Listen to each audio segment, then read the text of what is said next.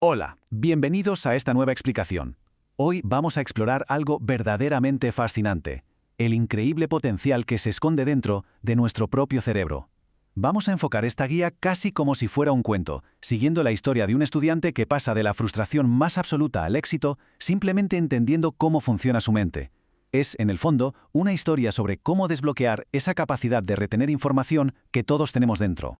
Bueno, vamos directos al grano con esto. Esta es la gran pregunta y el misterio central de lo que vamos a ver hoy. Es esa frustración diaria y completamente silenciosa que comparten los estudiantes de medio mundo. Leemos un texto, vamos a clase, intentamos conscientemente recordar los datos y de repente la información simplemente parece evaporarse. El esfuerzo está ahí, pero el resultado final, por desgracia, es el olvido. Sección 1. El problema de Carlos. El esfuerzo sin recompensa. Y esto nos lleva a conocer a nuestro protagonista, Carlos. Su caso ilustra a la perfección la gran trampa del estudio tradicional. Por un lado tenemos ese consumo pasivo de la información, leer los textos una y otra vez y llenarlo todo de subrayadores.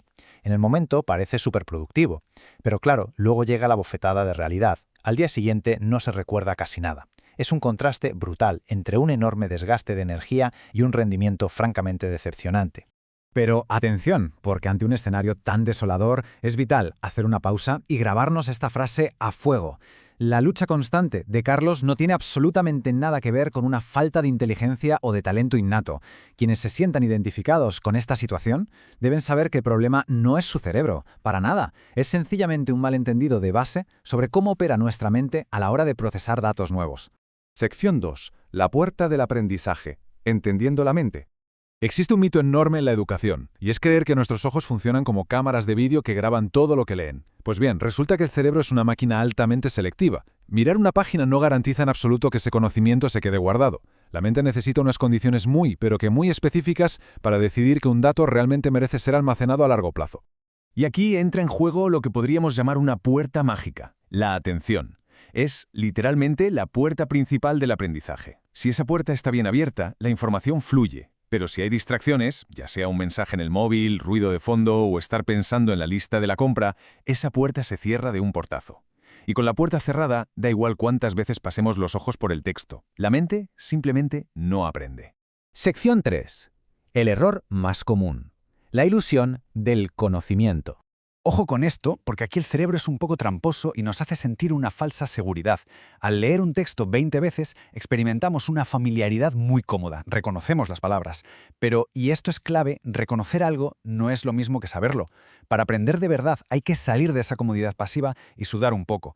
La prueba de fuego real es intentar recordar esos datos sin mirar la página, sintiendo esa fricción de obligar a la memoria a trabajar por sí sola. Sección 4. ¿Cómo aprender de verdad? El cambio de estrategia. Y este es el momento exacto en el que Carlos da un giro de 180 grados a su estrategia. Primero, se asegura de que la puerta mágica esté abierta, cero distracciones y atención total. Segundo, nada de pegarse a tracones de estudio, empieza a repetir la información espaciándola en el tiempo. Y tercero, abraza la práctica activa. El chip cambia por completo, el objetivo ya no es echarle más horas a la silla, sino estudiar muchísimo mejor y con inteligencia. Así que el punto fundamental aquí es dominar este concepto revolucionario. La práctica activa no es ponerse a releer sin más, es el proceso dinámico de rebuscar la información en nuestra cabeza y sacarla, haciéndolo además en diferentes días u horas. Cada vez que hacemos este pequeño esfuerzo mental a lo largo del tiempo, estamos literalmente asfaltando el camino neuronal de la memoria. Pasamos de tener un sendero de tierra muy frágil a construir una auténtica autopista de retención en nuestro cerebro. Para que veamos esto con un ejemplo de la vida real, ahora Carlos cierra los libros. En lugar de volver a subrayar, se pone a prueba con preguntas directas. Y lo que es mejor, coge los conceptos más difíciles y los explica en voz alta, como si estuviera dando una clase a un público invisible. Ese esfuerzo de articular las ideas con nuestras propias palabras es el ejemplo definitivo de la práctica activa, porque nos revela al instante qué partes dominamos y cuáles necesitan un repaso urgente. Sección 5. El poder del proceso. El triunfo final. Llegamos al desenlace de nuestra historia, donde todo este esfuerzo bien dirigido da sus frutos, y nuestro estudiante emerge no solo con mejores resultados, sino totalmente transformado. Esta frase lo resume a la perfección, y es seguramente la moraleja más motivadora de toda la guía. Nos demuestra la capacidad brutal de adaptación que tiene el cerebro cuando se le dan las herramientas correctas. El éxito académico no está reservado para una élite que ha nacido con un don especial. Aprender es, pura y llanamente, un proceso metodológico que está al alcance de cualquier estudiante dispuesto a aplicar el esfuerzo correcto. Y para cerrar esta explicación de hoy, vamos a dejar un pequeño reto en el aire. Porque toda esta teoría no sirve de nada si no pasamos a la acción. Pensemos en lo que toca estudiar esta misma semana. Si el objetivo real es cimentar la memoria a largo plazo, el desafío es clarísimo. Al cerrar los libros y apartar los apuntes, ¿qué conceptos seríamos capaces de explicar en voz alta hoy mismo, tirando solo de nuestra cabeza, para comprobar que de verdad lo hemos dominado?